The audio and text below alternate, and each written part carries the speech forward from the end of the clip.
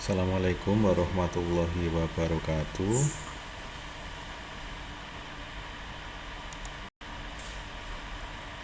Kita akan belajar tentang penjumlahan dan pengurangan sinus kosinus. Ini adalah pengembangan dari materi perkalian sinus kosinus yang sudah dipelajari kemarin. Misalkan ada pertanyaan, berapakah sin 15 tambah sin 75? Nah, tanpa menggunakan alat hitung berupa kalkulator ataupun lainnya, kita akan menyelesaikan permasalahan ini.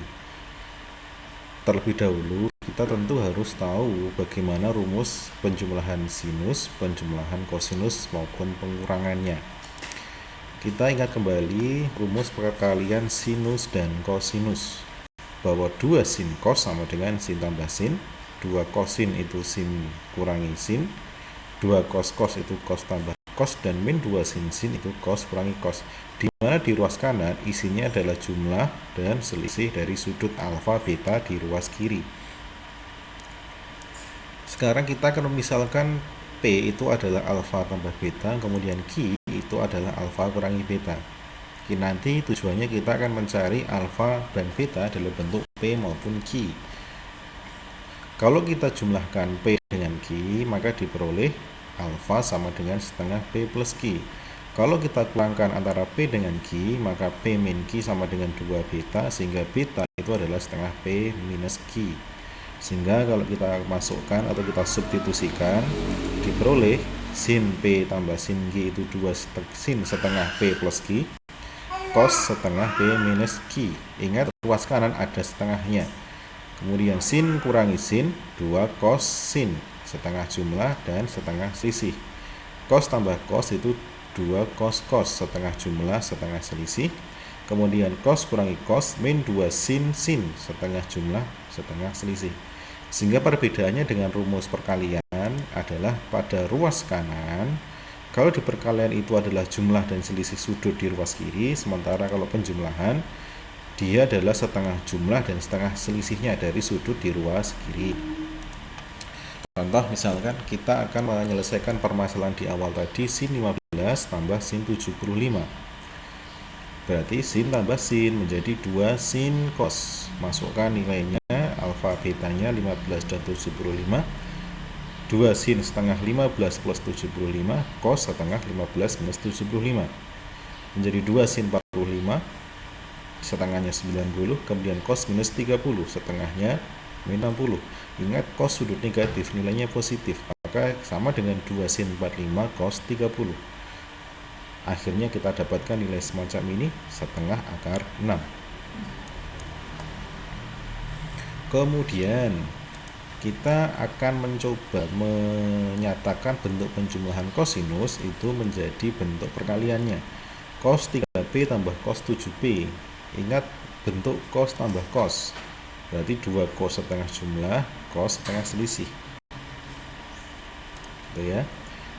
Cos setengah jumlahnya 10, cos setengah selisihnya minus 4P.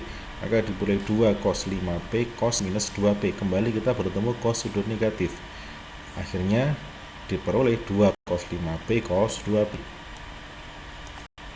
Kita juga bisa menggunakan penjumlahan sinus kosinus itu untuk menyelesaikan identitas trigonometri semacam ini. Nah, cara membuktikan identitas trigonometri adalah yang kita lakukan bahwa bentuk dari ruas kiri sedemikian rupa sehingga sama dengan bentuk ruas kanan atau sebaliknya. Sekarang akan kita coba cara yang pertama. Kita akan bawa ruas kiri menjadi ruas kanan. Ruas kiri isinya cos X plus cos Y dibagi sin X min sin Y. Begitu.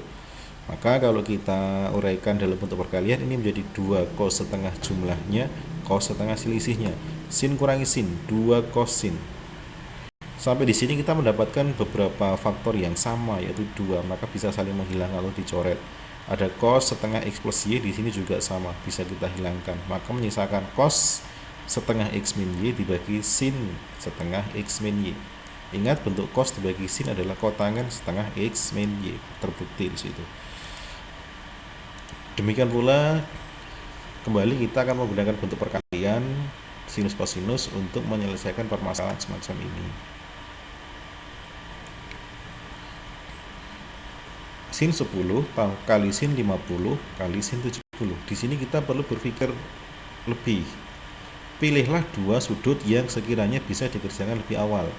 Apakah antara 10-50, 10-70, atau 50-70. Nah, kita berpikir bahwa antara 50 dan 70 jika dijumlahkan adalah 120, maka dia sudut istimewa. Jika dikurangkan adalah 20, dia adalah 2 kalinya 10, maka ini ada kaitannya. Sehingga kita putuskan sin 50 kali sin 70 kita kerjakan terlebih dahulu. Maka sin 50 kali sin 70 menjadi min setengah cos jumlah kurangi cos selisihnya. Diperoleh min setengah cos 120 tambah setengah cos minus 20. Bagian depan tetap sin 10, min setengah cos 120 itu juga min setengah ditambah setengah cos 2 kali cos minus 20 adalah cos 20.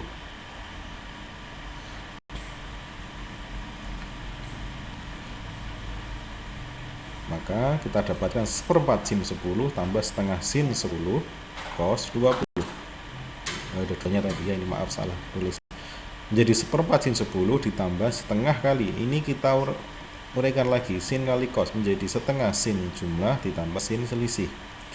Seperempat sin 30 tambah sin minus 10.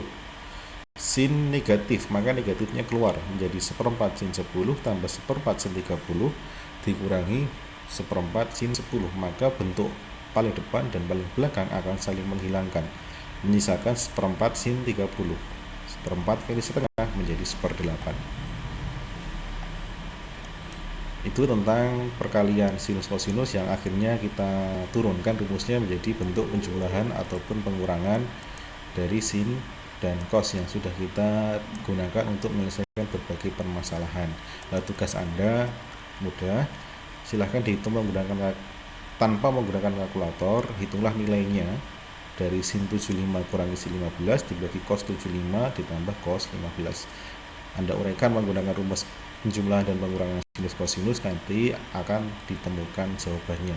Ingat, di sini Anda harus teliti, jangan salah menuliskan rumusnya ya. Begitu saya akhiri. Assalamualaikum warahmatullahi wabarakatuh.